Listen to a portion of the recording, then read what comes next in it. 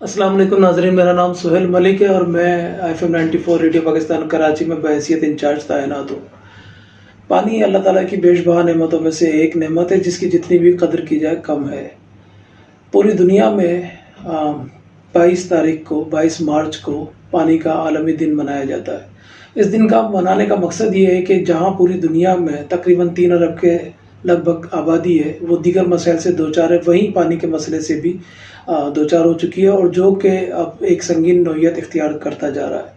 इस हवाले से मुख्तलिफ़ लोग काम कर रहे हैं, मुख्तलिफ़ तंजीमें भी काम कर रही हैं। मैं बात करूँगा ख़ास तौर पर ग्रीन मीडिया इनिशिएटिव की कि जो लोग बहुत ज़्यादा कंसर्न रखते हैं पानी से मुतालिक और वो लोगों को आगाही फराहम कर रहे हैं, ख़ास तौर पर ख़वातीन में आगाही फराहम कर रहे हैं, शऊर फराहम कर रहे हैं और इस हवाले से उनका काम न सिर्फ काबिल तक़लीद है बल्कि काबिल सताइश भी है।